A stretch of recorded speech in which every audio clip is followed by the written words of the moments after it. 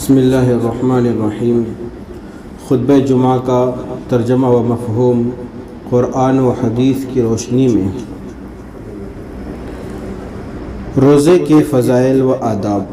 آج کا خطبہ روزے کے فضائل و آداب کے عنوان پر قرآن و حدیث کی روشنی میں دیا جائے گا، جس کا اردو ترجمہ و مفہوم پیش کیا جا رہا ہے۔ آپ حضرات خوب غور سے سنیں۔ رمضان المبارک کے روزے رکھنا اسلام کا بنیادی رکن اور اس کا اہم فریضہ ہے۔ یہ عبادت اپنی نوعیت و خصوصیت اور فضیلت کے اعتبار سے امتیازی شان، امتیازی اہمیت کی حامل ہے۔ روزے کی وجہ سے نفسانی خواہشات دبتی اور مٹتی ہے۔ روزہ گناہوں اور منکرات سے بچنے کے لیے ڈھال اور بچاؤ کا کام دیتا ہے۔ روزے سے روحانیت میں ترقی اور دل کی صفائی ہوتی ہے، اور اللہ سے قریب ہونے کے لیے بھی روزہ نہایت اہم ذریعہ ہے۔ لہٰذا آج کے اس خطبے میں روزے کے فضائل و آداب سے متعلق قرآن و حدیث کی روشنی میں چند باتیں بیان کی جا رہی ہیں۔ نمبر 1، روزے پر اللہ تعالیٰ کی طرف سے خصوصی انعام دیا جائے گا۔ حضور اقدس صلی اللہ علیہ وسلم نے ارشاد فرمایا، آدمی کے ہر اچھے عمل کا ثواب 10 گنا سے 700 گنا تک بڑھا دیا جاتا ہے، سوائے روزے کے۔ اس کے بارے میں اللہ تعالیٰ ارشاد فرماتے ہیں کہ روزہ بندے کی طرف سے خاص میرے لیے ایک تحفہ ہے، اور میں ہی اپنی مرضی کے مطابق اس کا انعام و ثواب دوں گا۔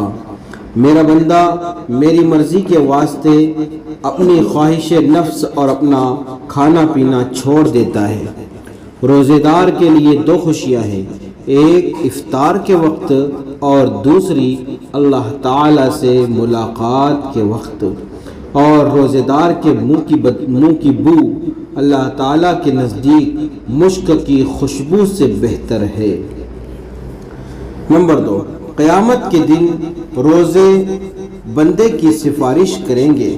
رسول اللہ صلی اللہ علیہ وسلم نے فرمایا، روزہ اور قرآن کریم دونوں قیامت کے دن بندے کے لیے شفاعت کریں گے۔ روزہ عرض کرے گا، اے میرے رب، میں نے اس کو کھانے اور نفسانی خواہش پوری کرنے سے روکے رکھا، لہٰذا اس کے بارے میں میری شفاعت قبول فرمائیے۔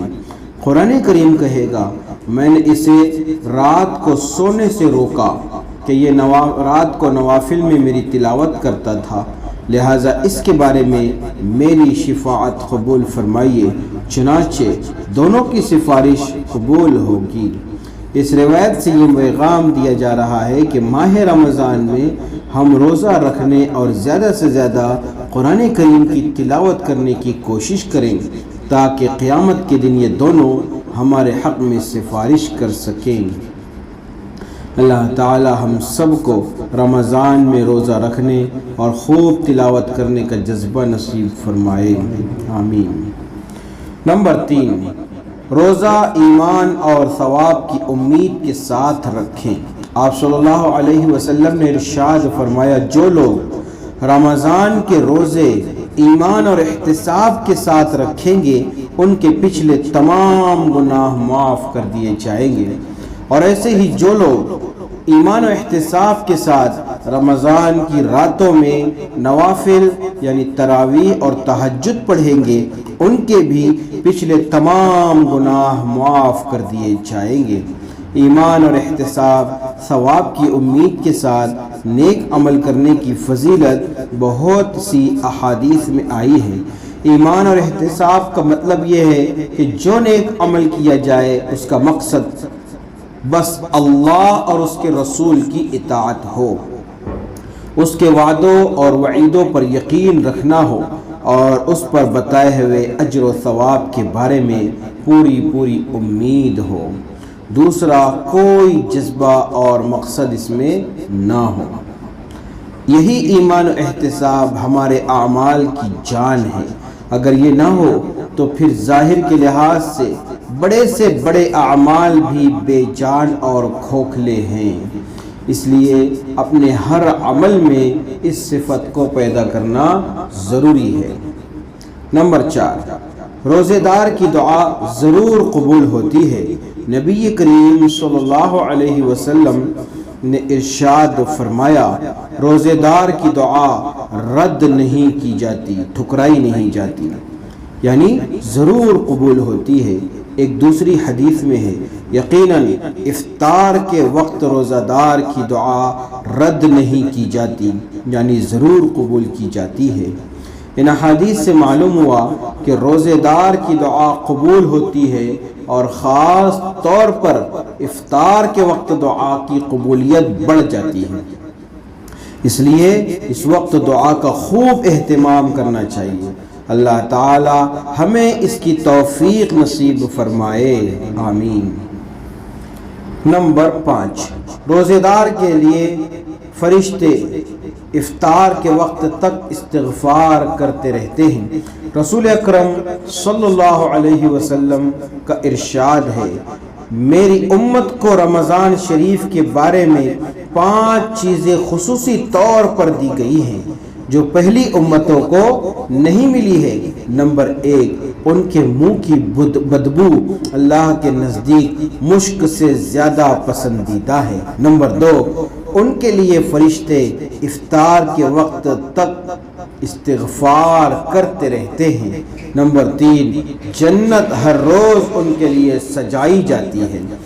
پھر حق تعالی شانہ فرماتے ہیں کہ قریب ہے کہ میرے نیک بندے دنیا کی مشقتیں اپنے اوپر سے پھینک کر میری طرف آئیں۔ نمبر 4، اس میں سرکش شیاطین قید کر دیے جاتے ہیں، جس کی وجہ سے رمضان میں ان برائیوں کی طرف نہیں پہنچ سکتے جن کی طرف غیر رمضان میں پہنچ جاتے ہیں۔ نمبر 5، رمضان کی آخری رات میں روزہ داروں کی مغفرت کی جاتی ہے۔ صحابہ کرام رضوان اللہ تعالی علیہم اجمعین نے عرض کیا کہ کیا یہ مغفرت کی رات ہی شب قدر ہے؟ آپ صلی اللہ علیہ وسلم نے فرمایا، نہیں، بلکہ دستور یہ ہے کہ مزدور کو کام ختم ہونے کے وقت مزدوری دے دی جاتی ہے۔ آج کے خطبے کا اردو ترجمہ و مفہوم روزے کے فضائل و آداب پر قرآن و حدیث کی روشنی میں پیش کیا جا رہا ہے، آپ حضرات خوب غور سے سنیں۔ نمبر 6، روزہ رکھنے سے تندرستی میں اضافہ ہوتا ہے۔ حضور صلی اللہ علیہ وسلم نے ارشاد فرمایا، روزہ رکھو صحت مند رہو گے۔ روزہ رکھنے کے روحانی اور جسمانی طور پر بڑے فوائد ہیں۔ اس سے انسان کے اندر فرشتوں کی سی صفات پیدا ہوتی ہیں، روحانی طور پر طاقت میں اضافہ ہوتا ہے، اور بھوک و پیاس کی تکلیف برداشت کرنے کے بعد اس میں دوسروں کی مدد کرنے کا جذبہ پیدا ہوتا ہے، اور اس کی وجہ سے جسمانی صحت و طاقت میں بھرپور اضافہ ہوتا ہے۔ اس لیے کہ 11 مہینے تک خراب رطوبتیں جسم میں جمع ہوتی رہتی ہیں، پھر رمضان کے مہینے میں روزہ رکھنے کی وجہ سے وہ سب سوکھ جاتی ہیں اور جسم میں ایک نئی طاقت ابھرتی ہے۔ اللہ تعالی تمام مسلمانوں کو روزے کا اہتمام کرنے کی توفیق عطا فرمائے، آمین۔ نمبر 7، رمضان کے ایک روزہ چھوڑنے کا نقصان اتنا بڑا ہے جس کی تلافی عمر بھر کے روزوں سے نہیں ہو سکتی۔ حضور صلی اللہ علیہ وسلم کا فرمان ہے، جو آدمی شرعی عذر اور بیماری کے بغیر رمضان کا ایک روزہ بھی چھوڑ دے، پھر وہ اس کی جگہ عمر بھر بھی روزہ رکھے تو وہ جو چیز چھوٹ گئی ہے وہ پوری ادا نہیں ہو سکتی۔ یعنی جو خاص برکت، رحمت اور فضیلت رمضان شریف میں روزہ رکھنے سے حاصل ہوتی ہے، وہ عمر بھر نفل روزہ رکھنے سے بھی حاصل نہیں ہو سکتی۔ نمبر 8، روزے کی حالت میں ہر قسم کی برائی سے مکمل پرہیز کریں۔ آپ صلی اللہ علیہ وسلم نے ارشاد فرمایا، جو شخص روزے کی حالت میں ناجائز بات، ناجائز کام اور جہالت کی بات نہ چھوڑے تو اللہ تعالیٰ کو اس شخص کے بھوکا پیاسا رہنے کی کوئی ضرورت نہیں۔ ایک دوسری روایت میں ہے، بہت سے روزہ رکھنے والے ایسے ہیں کہ ان کو بھوکا رہنے کی تکلیف و پریشانی کے علاوہ روزے کا کوئی فائدہ حاصل نہیں ہوتا۔ روزے کی حالت میں ہر قسم کی برائی سے مکمل طور پر پرہیز کرنا چاہیے، اس لیے کہ روزے کا مقصد ہی زندگی کو پاکیزہ بنانا ہے۔ نہایت افسوس کی بات ہے کہ ہم لوگ روزے کے دوران کھانے پینے اور میاں بیوی کے خصوصی تعلق سے تو پرہیز کرتے ہیں، لیکن جھوٹ، غیبت، بدنگاہی، لڑائی جھگڑے وغیرہ سے بالکل نہیں بچتے۔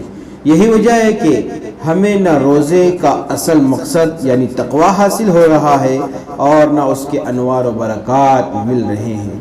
اللہ تعالیٰ تمام مسلمانوں کو روزے کی حالت میں ہر قسم کی برائی سے مکمل پرہیز کرنے والا بنائے، آمین۔ نمبر 9، روزے کی حالت میں گالی گلوچ اور جھگڑے سے کوسوں دور رہیں۔ حضور اقدس صلی اللہ علیہ وسلم نے ارشاد فرمایا، روزہ دنیا میں نفس و شیطان کے حملوں سے اور آخرت میں جہنم کی آگ سے حفاظت کے لیے ڈھال ہے، اور جب تم میں سے کسی کا روزہ ہو تو وہ بیہودہ اور گندی باتیں نہ بکے اور شور و شغب نہ کرے، اور اگر کوئی اس سے گالی گلوچ کرے یا جھگڑا کرے تو کہہ دے کہ میں روزے دار ہوں۔ اس روایت میں یہ ہدایت دی گئی ہے کہ روزے کی حالت میں خاص طور پر اپنی زبان کی حفاظت کریں۔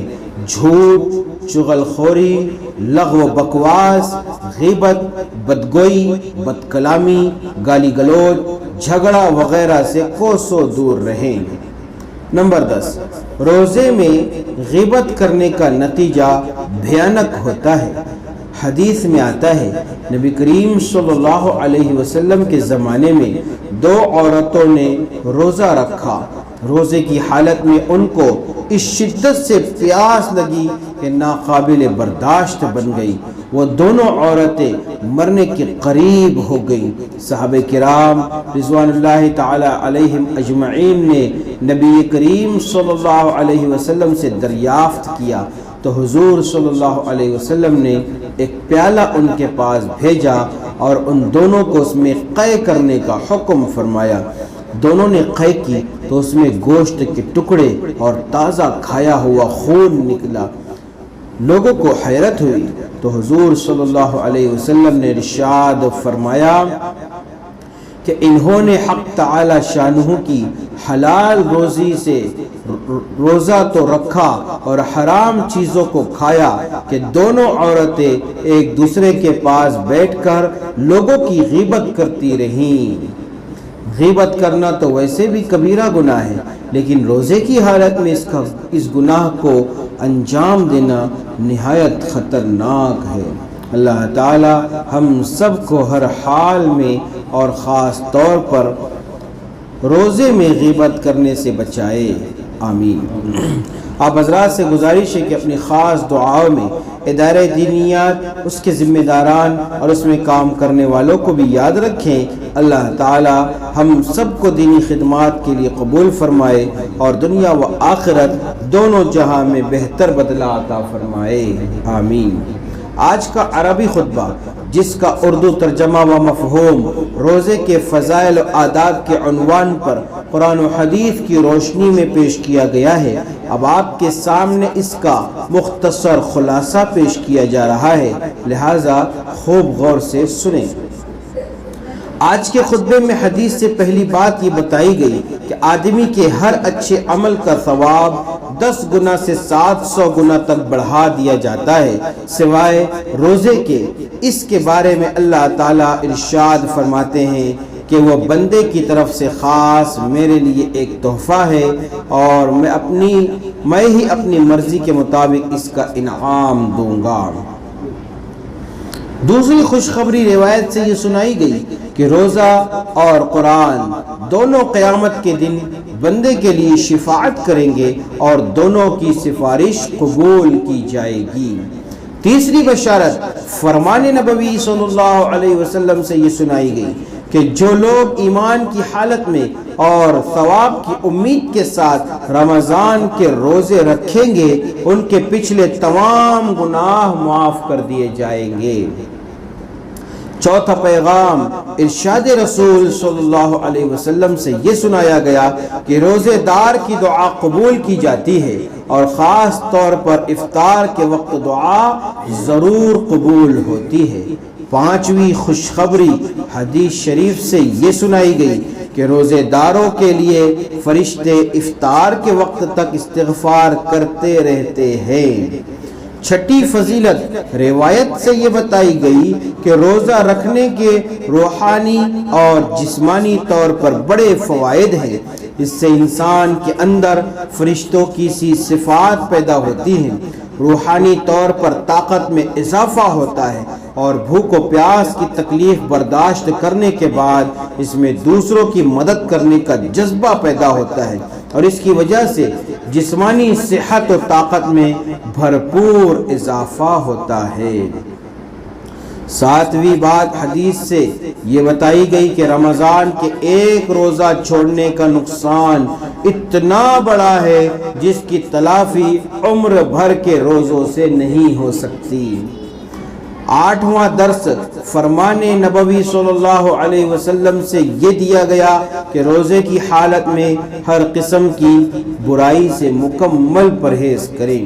نوی ہدایت روایت سے یہ دی گئی کہ روزے کی حالت میں بیہودہ اور گندی باتیں نہ بکے اور شور و شغب نہ کرے اور اگر کوئی گالی گلوچ کرے یا جھگڑا کرے تو کہہ دے کہ میں روزہ دار ہوں۔ 10واں سبق حدیث سے یہ بتایا گیا کہ غیبت بہت خطرناک گناہ ہے، خاص کر روزے کی حالت میں غیبت کرنے کا نتیجہ بڑا بھیانک ہوتا ہے۔ لہٰذا آج کے خطبے میں روزے کے فضائل و آداب سے متعلق قرآن و حدیث کی روشنی میں بیان کی گئی باتوں پر عمل کرنے کی کوشش کریں اور گھر والوں کو بھی یہ باتیں سنا کر عمل کرنے کی ترغیب دیں۔ اللہ تعالی ہم سب کو ان باتوں پر عمل کرنے کی توفیق عطا فرمائے اور ہم سب کی خدمات کو قبول فرمائے، آمین۔ آئندہ جمعہ روزے کے ضروری مسائل کے عنوان پر خطبہ کا ترجمہ پیش کیا جائے گا۔ سنت ادا کرنا۔